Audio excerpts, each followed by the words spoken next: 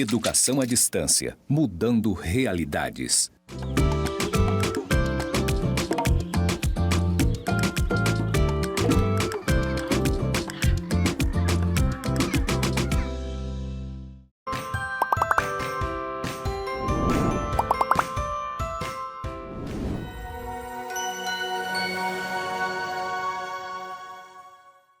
Olá, seja muito bem-vindo à nossa Rádio Genipapo, a sua voz nativa da Amazônia. E temos a participação do professor Carlos. Nós estamos com mais uma série da História da Educação Brasileira e Rondoniense. Professor, nós tratamos aí, da questão da história da educação no Brasil colonial, e aí nós queríamos saber: o curso de Educação Intercultural atende qual público, ou quais os públicos e com quais objetivos? Esse curso ele é um curso específico para algum tipo de população, ou as pessoas que já têm uma licenciatura ou uma graduação podem também concorrer nesse processo seletivo? Como é que funciona? Bom, essa questão de qual público que o intercultural atende, e o que é esse curso intercultural, a gente precisa voltar um pouquinho no tempo antes de falar da criação desse curso aqui na UNIR, em 2009. Bom, o sistema educacional brasileiro, a ideia de dar espaço à diversidade cultural é relativamente nova, Embora, apesar da diversidade cultural e racial fazer parte, ser intrínseca à sociedade brasileira. Mas as abordagens interculturais, pensar a teoria intercultural, essas abordagens, enquanto política de Estado, é relativamente nova, ela surge ali no início do século XXI.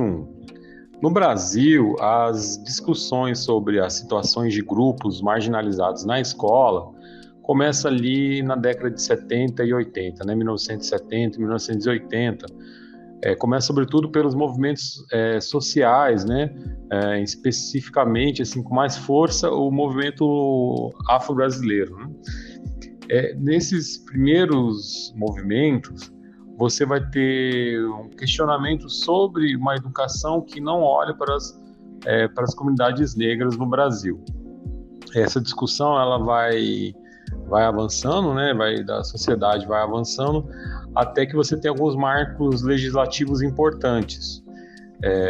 O primeiro passo foi ali na Constituição Brasileira de 1988, quando a gente busca o artigo 215, ele reafirma a responsabilidade de se proteger, do Estado proteger as expressões culturais populares, sejam afro-brasileiras, sejam indígenas, Então você tem esse primeiro passo na Constituição de 88. Aí, a seguir, já em 1996, na LDB, a Lei de Diretrizes e Bases da Educação Nacional, ela vai começar a instituir um sistema educacional mais descentralizado, e começa a pensar as responsabilidades nas áreas da educação entre a União, os estados e o município.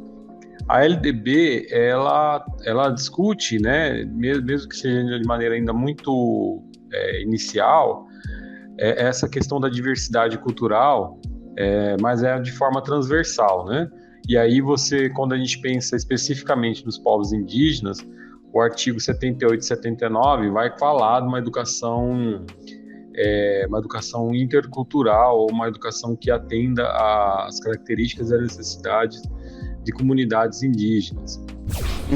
Tinete, esse assunto tá legal que só.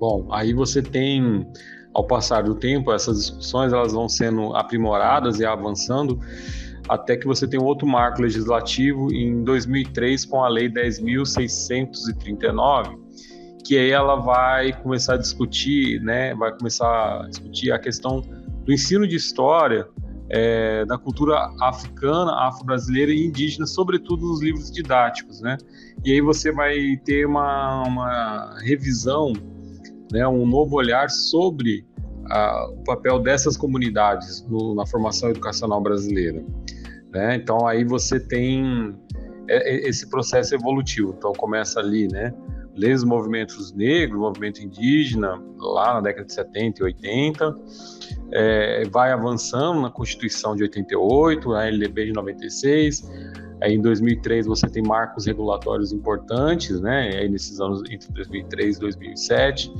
E aí nesse contexto vai surgir cursos de educação de licenciatura intercultural. Aí especificamente aqui na Unir, aqui em Rondônia, esse curso surge ali, a proposta ela é aprovada em 2008, o curso surge em 2009. Você tem um programa anterior, que é um programa aí ofertado pelo governo do estado, que é o Açaí, né, da formação de magistratura indígena, mas aí ele não é no nível superior, né? E aí o Açaí ele vai formar os primeiros professores de educação intercultural que trabalham nas aldeias. Só um parênteses, em Rondônia, né, o intercultural ele atende mais de 30 povos indígenas, né? São povos não só aqui do estado de Rondônia, mas ali do noroeste do Mato Grosso, da região leste ali do Acre. Então você tem outros povos indígenas dessas outras regiões que também vêm se formar. Pois bem, então no primeiro momento você tem esses professores a nível de magistério, formados no programa Açaí, mas não tinham um nível superior. E você tem uma necessidade, até mesmo pela legislação, de formar professores a nível superior, né, para atuar nessas comunidades indígenas. Então surge dentro das comunidades essa provocação para a formação de professores indígenas para atuarem nas escolas indígenas com uma perspectiva intercultural, né, que consiga compreender e entender as necessidades, os problemas, toda a questão que envolve uma educação escolar indígena. E o intercultural ele surge com a proposta das seguintes áreas, né, de concentração: gestão escolar, ciências da linguagem, ciências da natureza e ciências da sociedade, né? Então, na área de gestão escolar, o acadêmico ele vai se capacitar para trabalhar na própria gestão das escolas, mas também mais um campo pedagógico. Nas ciências da linguagem, ele vai atuar nesse campo da linguística, das áreas da formação e dessa negociação entre a língua portuguesa e as línguas indígenas. As ciências da natureza e da matemática, ela tem esse papel de formar esses professores com esse caráter para aplicar essas áreas das ciências, né? Biologia, química, física, matemática, e da sociedade para atender essas outras áreas da formação também, né? História, geografia, ciências sociais. Então aí, nesse interim, em 2019, é implantado o curso de licenciatura intercultural, que está em funcionamento até hoje aqui na Unir. Ok, muito obrigada. Essa é a nossa Rádio Genipapo. Nós agradecemos a participação do professor nesse nosso programa 2. Essa é a nossa série sobre a história da educação brasileira e rondoniense. Você continua conosco no próximo programa, já aqui com você. Rádio Genipapo, a sua voz nativa da Amazônia.